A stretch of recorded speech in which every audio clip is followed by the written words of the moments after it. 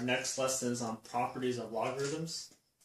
These are basically the rules that we need to follow when we are dealing with expressions or equations that have multiple logs in them. Now, to review here, we have three of our exponent properties. These aren't all of the exponent rules, but three of the ones I want to talk about for now. We've used these in Algebra 1, and we've reviewed them this year in Algebra 2. You don't necessarily need to write them if you don't think you need to, but let's review these. Product property. Multiplying the same base, we add the exponents. There's a relationship in math between multiplication and addition. Quotient property. Dividing the same base, subtract the exponents. Okay, there's a relationship in math with division and subtraction. And then our power property. With a power raised to another power, keep the same base, multiply the exponents. So, those are exponent rules.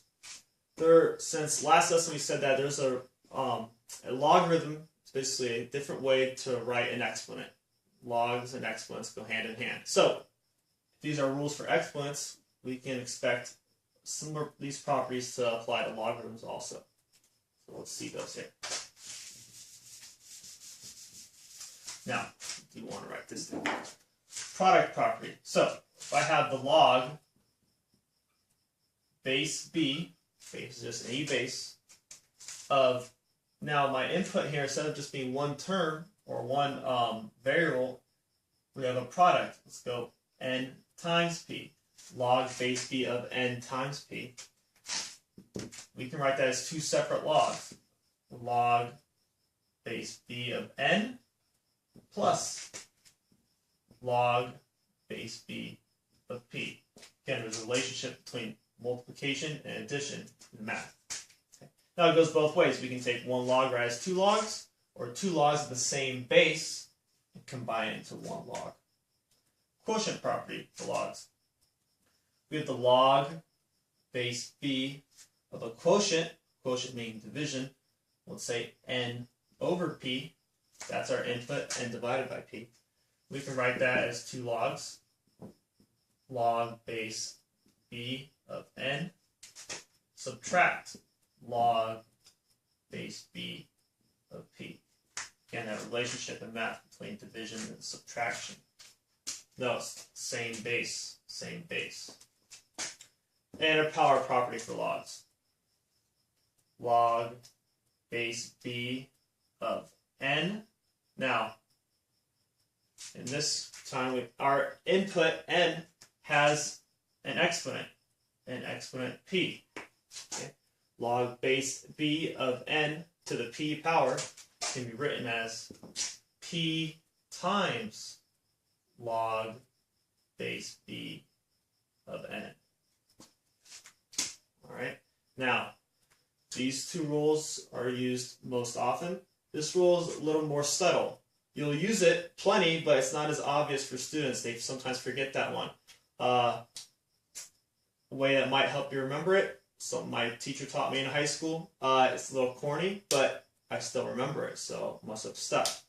Said, imagine, if you guys ever been camping, and you gotta go to the bathroom, aren't really like the nicest toilets out there in the woods when you're camping. But if you find a tree or a log in the ground, said you can always, pee in front of the log. Kind of corny, but again, saying you can always pee in front of the log. If you have an exponent on your input, you can put that exponent in front of the log multiplication. You have p in front of the log. All right. So let's do some examples here.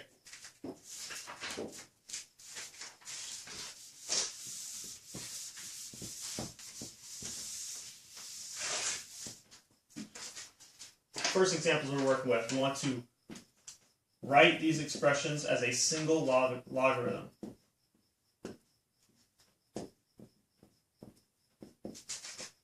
Right, as a single logarithm, or abbreviated as log.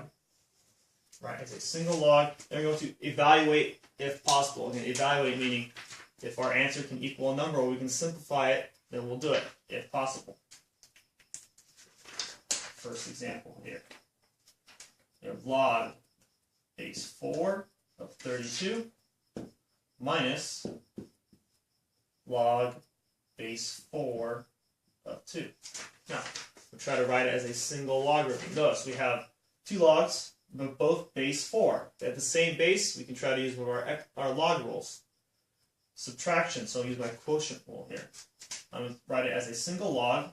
It's log base 4 of going to be 32 divided by 2.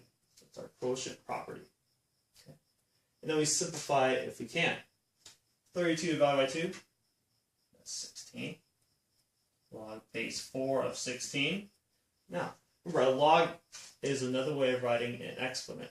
This equals an exponent. This is saying 4 to the what power is 16? Let's see.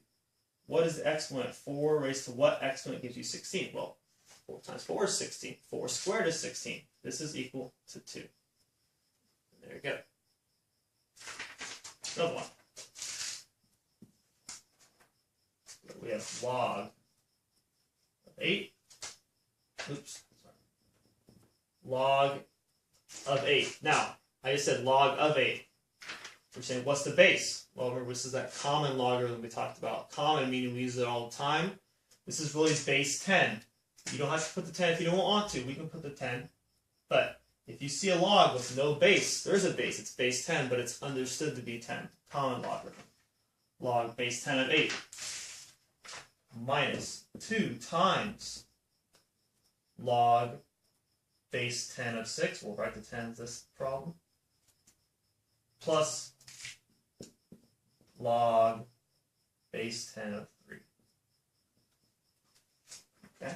So we're going to write it as a single logarithm and simplify if possible.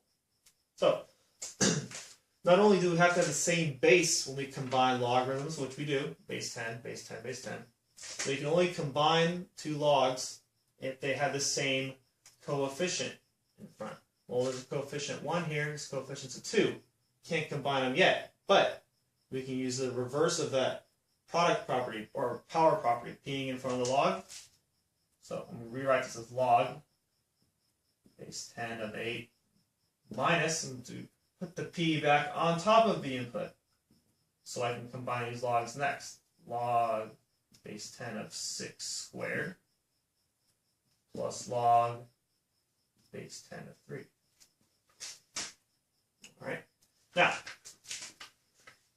I'm going to combine these. So as a single log, it's log base 10 of 8 divided by 6 squared. Let's make that 36 now. So it's 8 divided by our input here, 36, plus log base 10 of 3. Okay. Write this as a single logarithm now. That's log base 10 of 8 over 36 times 3 over 1. Right? Now let's just simplify here. We have log base 10. I'm going to do multiple steps at one here to save ourselves some time. Cancel those 3. We get a 12. So 8 over 12. 8 over 12. 4 goes into 8 twice. 4 goes into 12 3 times. Log base 10 of 2/3. And we're done. Alright. Got one more problem. I want you guys to try this one on your own. So let's get it written up here.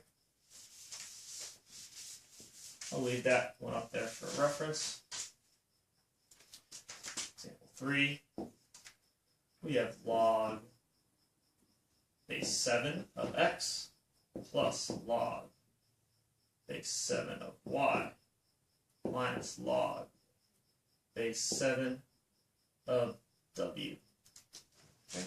Go ahead, pause the video, try that one on your own. Alright, see how you did. Yeah. If they're the same base, we can try to combine them somehow. Base 7, I can combine these logs to make a single log. Log of its addition. We're adding these two logs, so product property, log base 7 of x times y minus log 7 of w. You have to do a few of these problems. You might be able to do it all in one step, but now just a couple steps. Log base 7, right, as a single log base 7 of subtracting these logs. So this input xy divided by w, and that is the answer.